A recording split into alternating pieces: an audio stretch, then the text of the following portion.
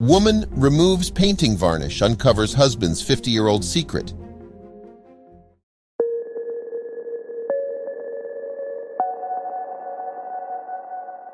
Charlotte and John shared their lives together for 50 long years before John sadly passed away. They raised two wonderful children together and lived a modest life full of happy memories. Charlotte loved John deeply and was heartbroken when he passed. However, much like every relationship, theirs wasn't perfect. Charlotte lived a good life with John, and although they didn't have much money, they always got by. He was good to her, but there was hardly ever a problem that they wouldn't manage to resolve throughout all their years of marriage. But there was one thing that lingered in the background of their relationship. One thing that the couple constantly struggled with. When Charlotte first met John, she was struck by how private he seemed to be. He never talked much about his family and had some odd quirks. Charlotte hoped that as the years passed, he would open up, but he continued to be private, even with his wife. It was a trait that caused many problems between them, up until his final hours. John would often come home late from work without having a good explanation as to where he was. "Don't worry," he'd say. "I wasn't with anyone. You just don't need to know where I've been or what I'm doing all the time. Just know I'm not doing wrong by you." He'd say this every time, and Charlotte felt she had no choice but to believe him. But it had everything to do with her. Apart from his mysterious outings, John also had a press in their bedroom wardrobe that he always kept locked. Charlotte tried numerous times to open it, but she never managed it. She also trusted him enough not to push him. She figured he'd tell her in time. She just never thought he'd tell her too late. It wasn't a surprise for the family when John passed away. In fact, they had sadly been expecting it for quite some time. They all got to say goodbye and be there for him. It was more than a lot of others got. However, of course, it didn't make losing him any better, but what it did do was give John a chance to prepare. Before John passed, he gave Charlotte a painting and told her to never give it away to anyone, ever. He told her it was extremely valuable and to look closely at it. Charlotte wondered why he thought she'd care about such a painting at a moment like this. She took the painting obediently and smiled gently. After all the years this painting hung in their house, she never knew he cared this much about it. But there was a reason. The painting didn't look like anything special. It certainly wasn't any kind of antique or masterpiece. Surely he would have told her if it was. After John passed, Charlotte was left devastated. She had her children to comfort her, but they were all grown up and living away from home. Charlotte was left with her thoughts. But one thing kept returning to her mind: the painting. She stared at it as she recalled what he had said to her about it. He told her such a cryptic message about it that the confusion of it all made Charlotte sadder. She didn't understand him. Why did he always talk in riddles with her? For once, she wished that he'd just be open with her and tell her everything, and that's when it clicked. The painting must be the clue behind everything, behind his 50 years of secrets and privacy and sneaking around. She repeated what he said to her in his final hours. "Look closer," she whispered. Her eyes squinted at the painting as she repeated his words. "Look closer, look closer, look closer."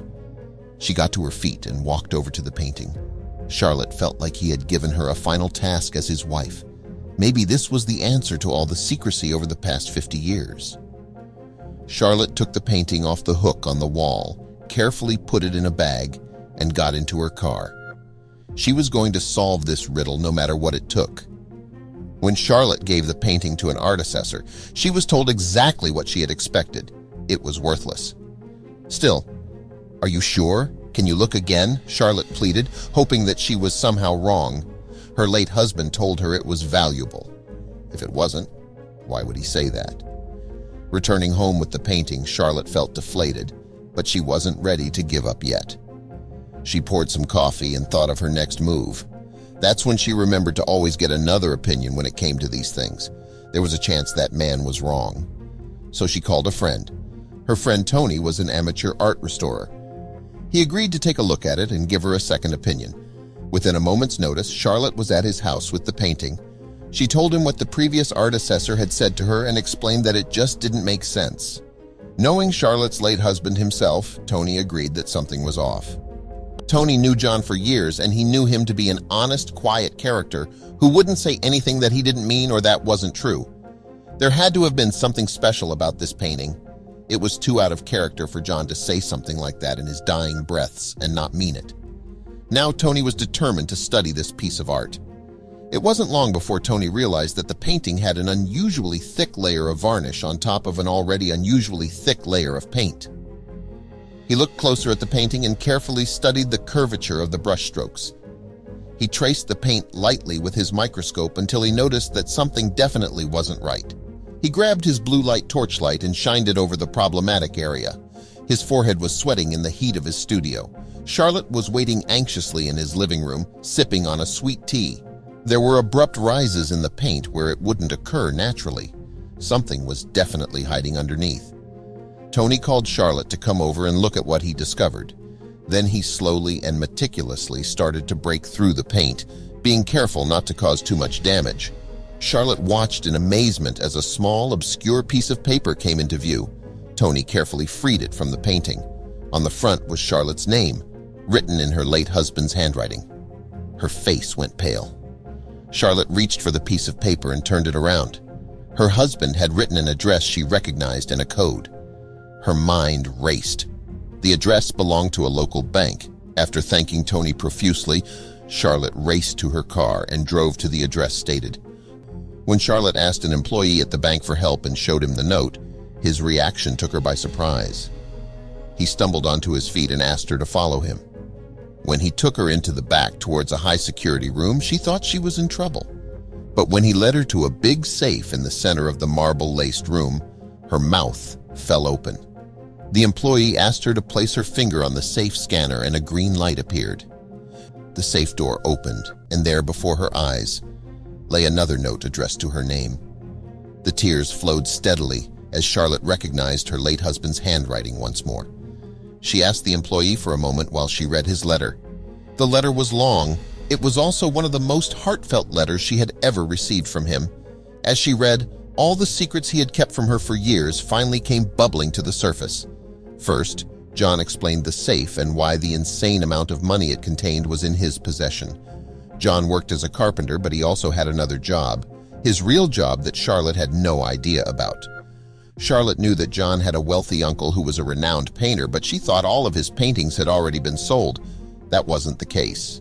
John's uncle left his estate to John.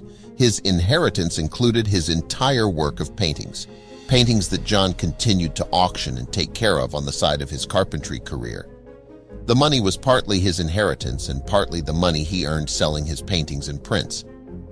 He explained that this was the reason behind all the secrecy she had to endure. But why? John was raised by his wealthy uncle and hated seeing how everyone treated him differently because of his wealth. He ended up surrounded by people who used him. John didn't want the same life for himself, so he did everything in secret and lived the life he dreamed of with his loving wife. He raised decent kids and lived happily in peace.